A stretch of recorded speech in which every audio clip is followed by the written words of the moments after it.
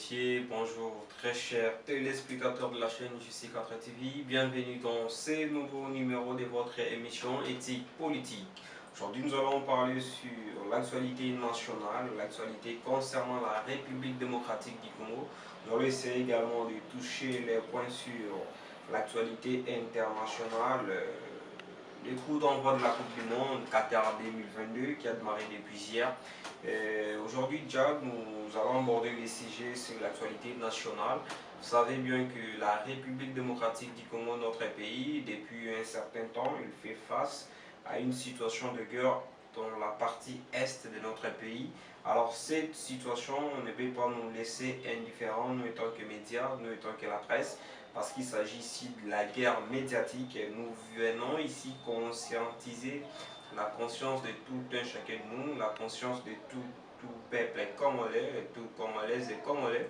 Nous voulons ici essayer de leur rafraîchir la mémoire parce que vous savez bien, le Rwanda c'est un petit pays voisin de la République démocratique du Congo. Comme vous le savez bien, la République démocratique du Congo c'est un pays à dimension continentale. Alors pourquoi il doit y avoir cette injustice? Vous savez bien que la communauté internationale qui se dit peut-être prêt à accompagner la République démocratique du Congo, mais il doit y avoir une main noire. Alors, ici on parle de la main noire parce que nous voyons depuis un temps, hier il y a eu la réélection de la secrétaire générale de la francophonie, la rwandaise. Alors, vous savez, ici nous ne voulons pas peut-être inciter les gens à la haine, ou soit inciter les gens au racisme, mais au moins à la prise de conscience citoyens congolais. Nous voici devant vous. Nous venons donc vous informer de la situation qui s'empire dans la partie est de notre pays depuis des décennies, depuis plusieurs années. Alors nous voulons ici que les autorités congolaises, c'est vrai, nous saluons l'acte du Premier ministre Jean-Michel Sama-Lukonde lors de la rencontre avec le président rwandais, Paul Kagame. Monsieur le Premier ministre congolais a refusé de poster, ou soit de prendre, de faire une photo de famille, de poster dans la même photo de famille avec M. Paul Kagame. C'est un acte de bravoure, c'est un acte à encourager. Sur le plan diplomatique, nous voyons donc que combien de fois le Premier ministre congolais est inquiet de la situation à l'est de son pays. Les M23 qui est suspecté ou soit accusé, prétendu être un mouvement soutenu par le Rwanda et d'autres pays voisins. Alors, le Premier ministre Jean-Michel Sama-Lukonde avait jugé bon de ne plus poser dans la même photo de famille avec M. Paul Kagame. Il y a deux détracteurs, il y a les élus de la République, il y a certains confrères, certains journalistes qui sont en train de travailler pour l'échec de notre pays. Ces journalistes, ils ne sont pas au service de la nation, mais plutôt, ils travaillent juste pour l'échec de la nation. Vous, étant que journaliste, vous devriez normalement diffuser l'information telle qu'elle est. Pourquoi aller prendre des anciennes photos, des photos prises il y a quelques années, à l'époque où le chef de l'État Félix Antoine Tshisekedi Tshilombo avait dit que Kagame était son frère. Il y a eu des critiques. Cette déclaration avait fait couler de l'encre de salive. Il y a eu des critiques. Il y a une frange de la population congolaise qui n'était pas d'accord, n'était pas du tout d'accord avec la déclaration du chef.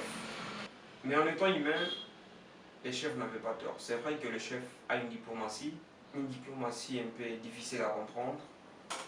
Il essaie de s'humilier juste pour avoir ce qu'il cherche ou comprendre ce qu'il voulait comprendre.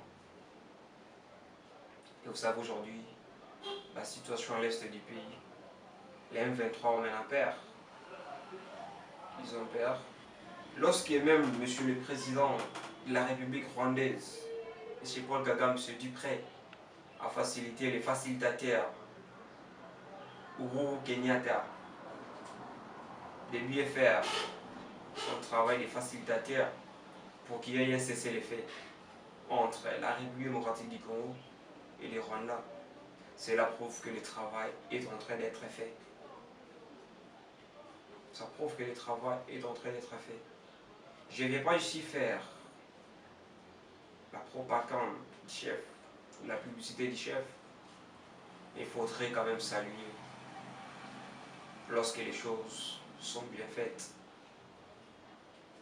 Vous savez, vous et nous, que le chef de l'État Félix-Antoine Tshisekedi Tshilombo,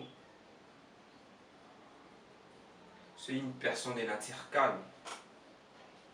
Il a toujours été calme, il observe. C'est aussi ça l'attitude d'un bon chef, observer et frapper ou sanctionner lorsqu'il s'agit de sanctionner. Voilà, le chef est en train maintenant de sanctionner, il est maintenant en train de frapper. Il y a des victoires en victoire avec nos FARDC de la partie Est. Ce qui prouve que la République démocratique du Congo occupe actuellement, je pense que, si pas la 5e place, 6e, attendons les classements, les forces armées de la République démocratique du Congo doivent maintenant occuper, si pas la 3e, 4e, 5e ou 6e place en Afrique. Maintenant là, il y a eu certains Congolais, certaines Congolaises qui ont voulu à ce que le chef puisse s'associer à M. Vladimir Poutine, le président russe, pour que ces derniers nous viennent en aide. Moi, j'ai toujours salué les initiatives, les courages des chefs. Étant que journaliste, nous sommes là pour interroger, poser des questions à ceux-là qui nous dirigent, qu'ils puissent nous dire si réellement les décisions qu'ils prennent sont vraiment des bonnes décisions pour la nation. Alors nous ne pouvons pas faire, nous ne pouvons pas être des dialoguistes, mais plutôt nous sommes en train de faire notre travail comme il se doit. Nous sommes les chiens de garde de la population. Il y a une frange de la population qui se dit que pendant la période électorale de 2018, les chefs avaient fait beaucoup de promesses. Alors laissez-nous, nous étant que journalistes, nous allons faire les sondages sur Twitter, sur Facebook et sur Twitter sur les réalisations des chefs, les promesses faites par les chefs. Aujourd'hui, nous pouvons... Les promesses faites par les chefs, si aujourd'hui nous pouvons les calculer à combien de pourcents des réalisations. Personnellement, je dirais que les chefs, il y a encore une année, de son quinquennat, au prochain joute électoral qui s'annonce, déjà en décembre 2023, il nous reste une année et quelques jours. Il faudrait, parce qu'il s'agit du droit des redevances, il faudrait que le dirigeant congolais puisse nous rendre compte de ce qu'il a été, de ce qui leur a été octroyé comme mission. Ils vont nous dire qu'est-ce qu'ils ont réalisé, qu'est-ce qu'ils avaient d'abord promis, et qu'est-ce qu'ils ont réalisé, et qu'est-ce qu'ils n'ont pas réalisé. Et c'est en nous, la population, les souverains primaires, de voir s'il faudrait encore donner de la chance, ou soit il faudrait sanctionner. C'est pas moi de vous dire de leur octroyer encore de la chance, de leur donner encore de la chance, ou soit de les sanctionner. Mais ensemble, vous et nous, faisons des sondages dans des réseaux sociaux pour voir les promesses faites par nos dirigeants. Ici, il ne s'agit pas seulement du chef de l'État, mais je vois aussi les élus nationaux. C'était là le petit dossier de ce soir que la rédaction de JC4 TV avait préparé pour vous. Alors continuez de nous faire confiance, continuez de vous abonner sur notre chaîne YouTube JC4 TV. Continuez de nous suivre partout, continuez de nous soutenir. Ici, je dis un grand merci à la famille Iwawa, ma grande famille Iwawa. Je dis aussi un grand merci à la famille Loupacha. Je dis un grand merci à notre manager, Mathieu Njondo, notre directeur général adjoint, M. Michel Loupaya. Je dis un grand merci à notre directeur des cabinets, M. Richard Mani, à notre petit Sébastien Maboire, à notre écran Kinda Clara. Je dis un grand merci à tous ceux-là qui ne cessent de me soutenir de partout où vous êtes. Continuez de nous soutenir, continuez de liker, continuez de vous abonner sur notre chaîne, continuez de partager, continuez de nous suivre sur notre chaîne, notre page Facebook, JC4 TV également. Restez surtout branchés afin que vous ne puissiez pas louper de l'actualité sur les plans local, national et international. A très bientôt.